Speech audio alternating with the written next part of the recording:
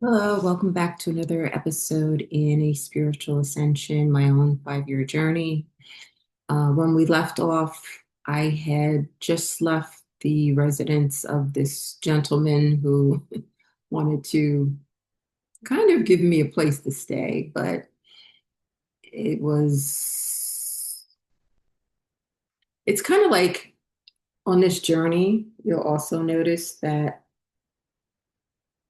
the universe is trying to point out things that are no longer healthy for you, or um, that kind of also there's no need for desperation or that sense of lack. And that even though you may be going through a hardship during your journey, that you're going to be provided for, even though it may seem like it's something you don't want. Um, Also, there's another thing as far as I notice the universe doesn't use just one situation um, to do one thing.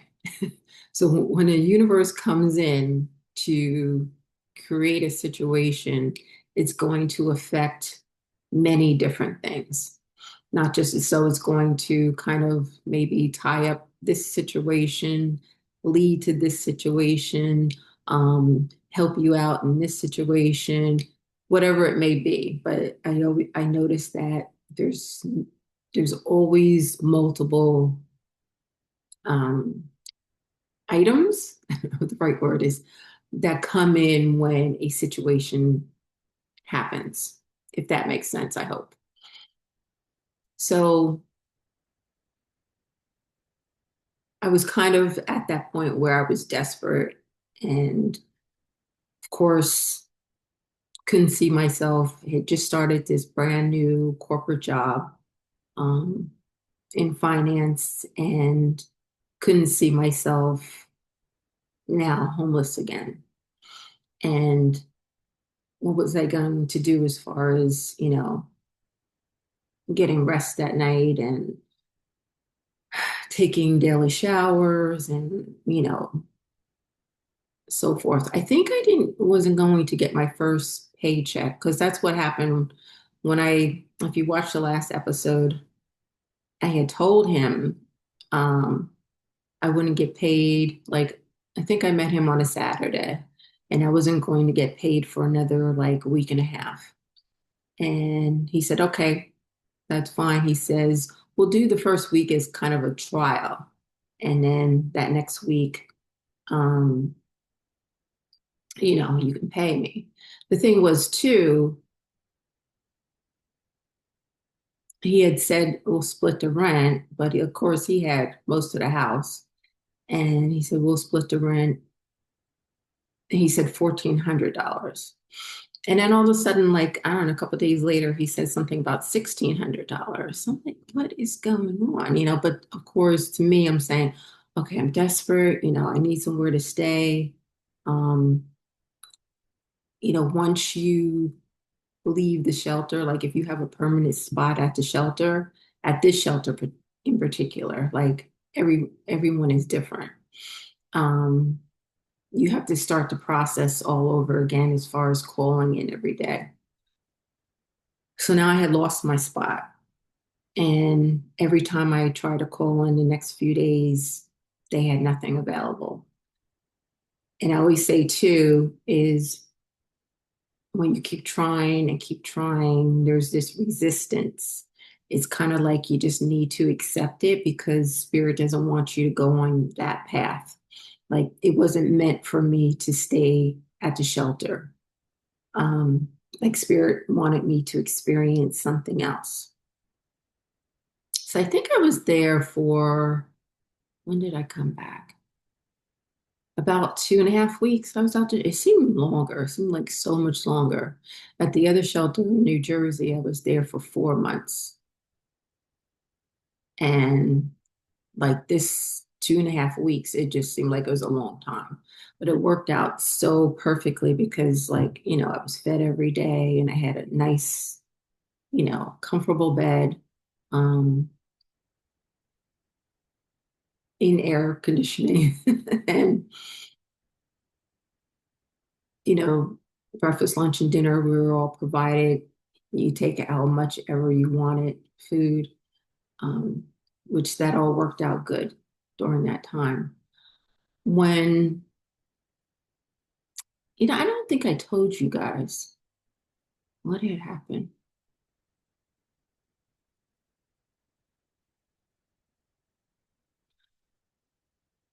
Um, I can't think of when the timing was, but when I was working at the document place, and I hadn't got a paycheck yet, or it's just before. No, I don't think I had got a paycheck yet. And so those first few days, like I only had like a little bit of money. I think I had like $12. And then I had like, always made sure there was gas in the car. So on my lunch break, I think about these things now and I'm like, oh my goodness, I cannot believe like I went through this thing. I can't remember what the timing was, but I know I was at this, document processing place. And so I would go on my half an hour lunch. I only had $12 and a bunch of change. And the McDonald's was, I don't know, about 2, 3 miles down the road. And I would hurry up because you had to punch out, um, hurry up and go to get down to McDonald's. And they had like this deal going on if you get like two double cheeseburgers, I think.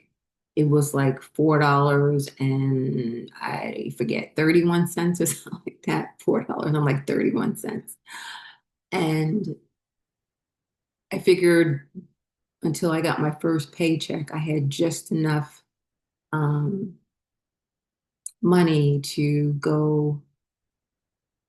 So that would have been 3 times. And then I would get paid and then I would have money for food. But I remember going every day and getting those two hamburgers. And you have no idea how good those, like that's all I was eating all day long. And it's so crazy that, like when I was still in Queens, I'm getting kind of emotional now, sorry.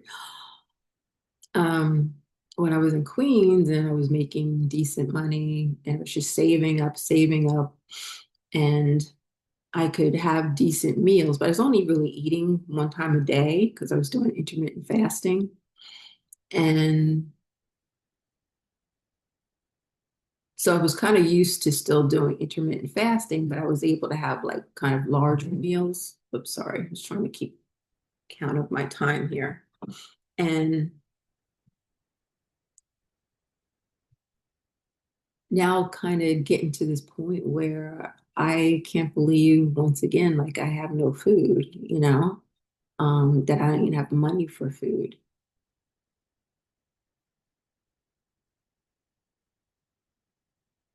I'm trying to think if I was at the shelter and able to take a shower, but I don't know why. I know why. The first few days when the manager was teaching me, I was coming in earlier and working like, I don't know, 8:30 to 5 or something like that. So I was missing breakfast, lunch, and dinner in the shelter. And I had to go in early enough to get there on time. So I totally missed all those meals. And then when I started working 11 to 7, then I was able to get the breakfast there. That's why. Okay. Now I remember. Because I knew there was little details like I want to tell you guys, because this is not just about my journey. This is the reasoning for my purpose, to be here to help others. And I really kind of feel deep down that eventually part of that purpose will be to help those in homeless situations. So where was I? So okay, going back to this guy, I left his house. It was like Thursday morning. And I knew once I left, that was like I was up all night because I'm saying, once I leave here, like I was hoping to get back into the shelter. But, that Thursday at 1 o'clock, I tried to call. There was no room. So I'm like, oh no, what am I going to do? And I ended up around the airport. There's hotels. Crazy, crazy. Um, and like I did down in Wells, I went and I pulled into a parking spot late at night. I would go to the Walmart and sit in the Walmart parking lot until around 9 o'clock or so, 9:30, because it was still kind of light until like 8:30 or so. And I was sitting in the Walmart parking lot. And then around 9 o'clock, I would go into Walmart and use the restroom and then drive over to there was a particular hotel that I kind of um, felt comfortable with. There was a lot of good parking spaces where I wasn't going to be seen. And so that's what I would do every single night. And this went on because I couldn't get back into the shelter. And this went on for now another couple weeks. Um, I was learning more about experiences of people kind of um, not having the money to get a place of their own. So they were kind of going on a road in their van or their RV and saying, I'm just going to live life like this, or camping out. And as we know on the news, we've been seeing so many of these tent cities, they've been calling them. And the homeless situation has just been so bad. Even here in Portland, the situation is pretty bad too, as far as the homeless. Um, I think on that Friday after I left, no, no, no, no, no. What happened? How? I'm trying to think. I think I had got money somehow. Yeah, I had got paid from the document place. So I had some money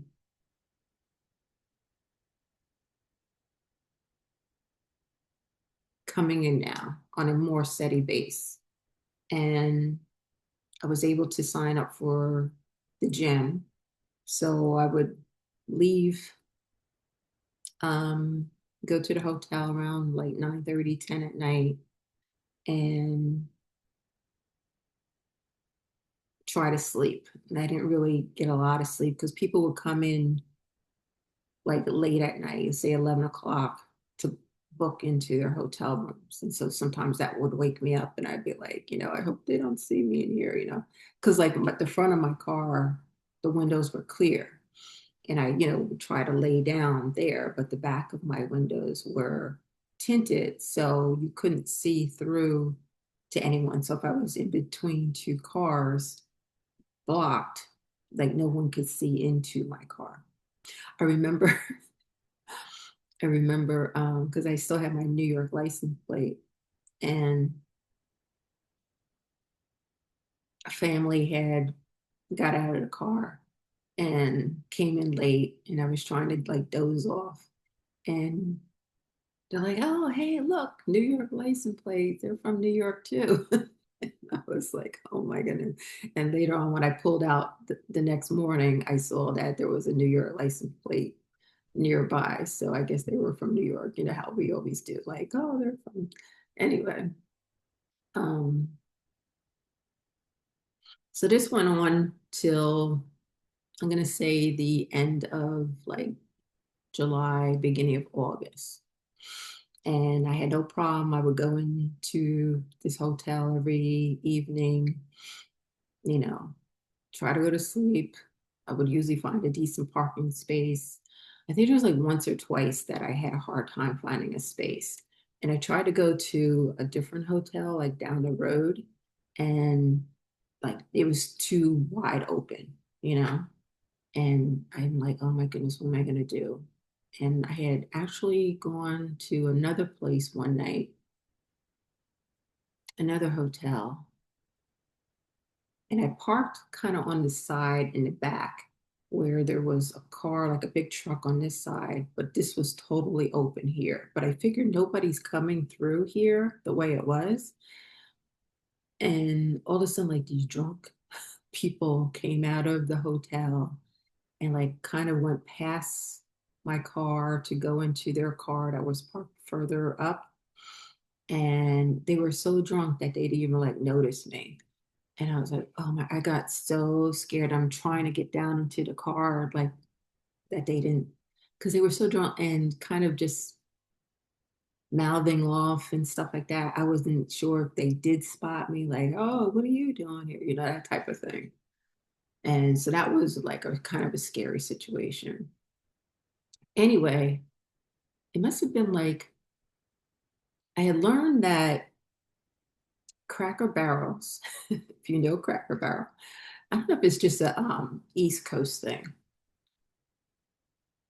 that they will let you park in their parking lot at any time and sleep. So, like a lot of campers will go there and park, cars, whatever. And I was kind of like there's a Cracker Barrel right across by the mall in Portland, or South Portland. And I was too afraid kind of to go there because I didn't know like is there going to be a lot of people like walking around and stuff like is it going to be safe for me. So anyway, one night I had found this one space next to like this brick utility building that the hotel had in the back, and I had never seen anyone kind of going into that building. And so I was parked like right next to it. So on the passenger side, that building was right there.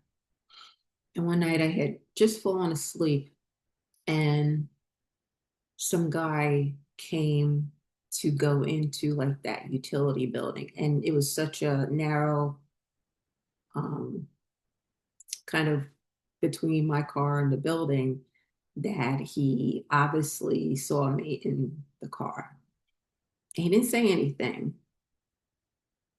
And I knew he was an employee just because he was going in that building. So he left, and I'm like, okay, maybe he didn't see me. About 10 minutes later, I had just fallen back to sleep, and this girl comes and she starts knocking on my window, the passenger window. And like she had I guess a Spanish accent. She's like, "What are you doing here? Why are you here? You can't be here." And she's like, "I got your license plate number." And then all of a sudden, she sticks a piece of paper in my um, what do you call it? My windshield wiper thing, and she's like, "You can't be here," you know. And I was like, "Oh my God." Like I didn't say anything, but then I didn't know she was gonna leave or she had called the cops or what. And she went back in. I got out and I went and I grabbed the paper after a couple of minutes. And it was kind of like you're trespassing. And, if we find you here again, we're going to call the police and stuff. And that like scared me half to death. But that's what I want to say is another way things happen because I felt like just before, how I say things start escalating, and that means it's time for you to move, or it's time spirit wants you to move on to a different situation, or that's the ending of that situation. So I felt like I needed to move. Well, I needed to get out of there. And I'm not sure if that night I went somewhere else, another hotel, because I wasn't ready to kind of just go into um, Cracker Barrel yet, because I wasn't sure. I had never been there at that one and wasn't sure how it was going to like be. So I don't remember where I ended up that night. But that like scared me half to death because I'm like, did she already called the cops, you know?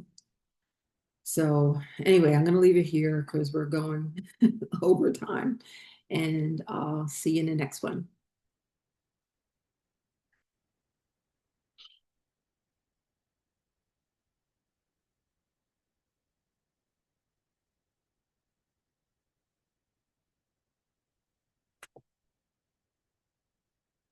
Trying to do another one.